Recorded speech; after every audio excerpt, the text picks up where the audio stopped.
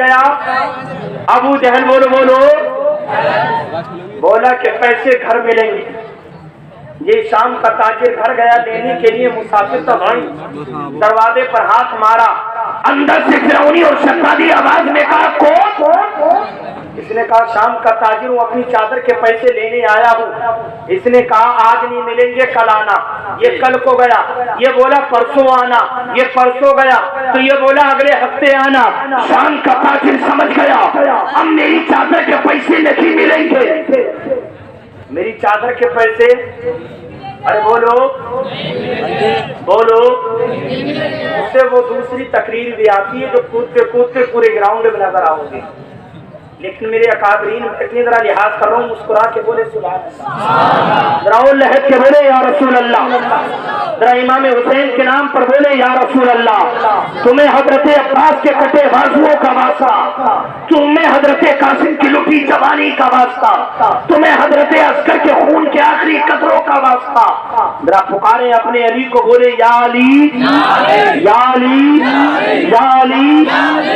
لے گیا چادر، بے ایمان تھا، پیسے نہیں دیے، منع کر دیا، یہ پریشان ہو گیا۔ اس نے حرم کی طرف نگاہ اٹھا کر کے دیکھی، کچھ چہرے ہیں جو کھل رہے بظاہر، ایسا لگتا ہے یہ شاید مکے کے تاجر ہوں گے، بڑے بڑے رئیس ہوں گے۔ پہنچا، معلوم ہے بیٹھنے والوں میں ابو لہب ہے، عتبہ ہے، شیبہ ہے، امیہ ہے۔ اس نے کہا بھائی کیسے آنا ہوا؟ کہا تمہارے مکے میں ایک چادر کے پیسے نہیں دے رہا میرے۔ کہا رے کون ایسا مائی کا لال پیدا ہو گیا جو تیری مکے میں چادر کے پیسے نہیں دینا چاہتا؟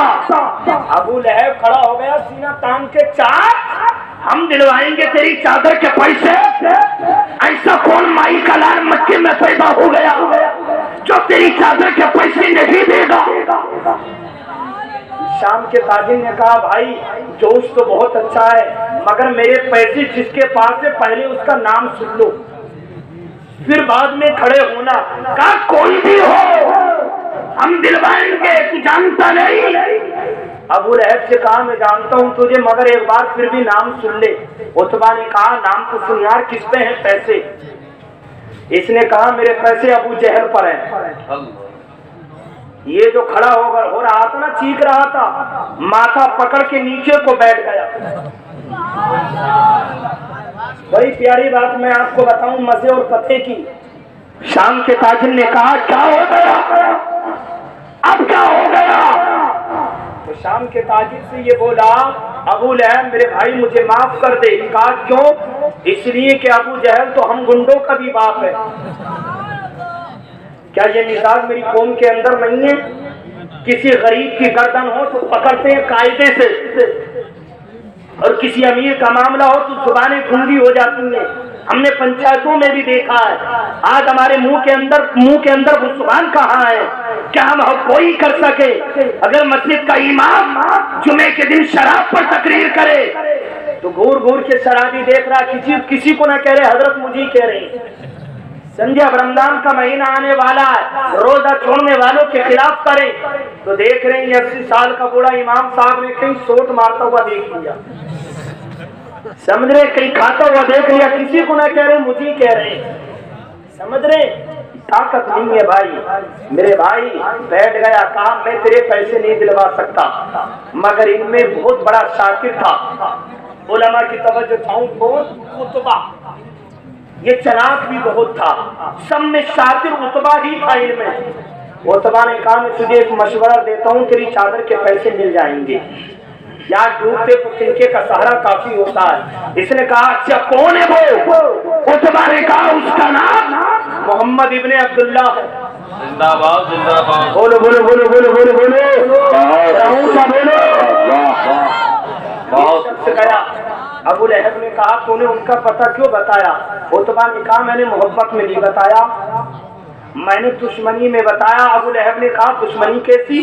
کہا محمد کے پاس جائیں گے، وہ ہمدرد بنتے بہت ہیں غریبوں کے، وہ اس کی حمایت میں آئیں گے ضرور، اور ابو جہل تو پیسے دے گا نہیں، اور ابو جہل ان کو ڈانٹے گا تو ہم کھڑے ہو کر مذاق بنائیں گے، او ہو آہا آپ آئی تھی چادر کے پیسے دلوانے کے لیے. نعرہ تکبیر، نعرہ رسالت، علماء اہل سنت، حضرت علامہ اخلاق حسین صاحب قبلہ بریلوی، حضرت علامہ اخلاق حسین صاحب قبلہ بریلوی، نعرہ تکبیر، نعرہ رسالت. سبحان اللہ.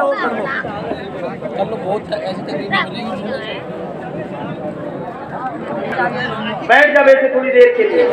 میں ان سے بھی گزارش کروں گا بھائی، میری کمیٹی کے لوگ ذرا مسکرا کے بولے یا رسول اللہ.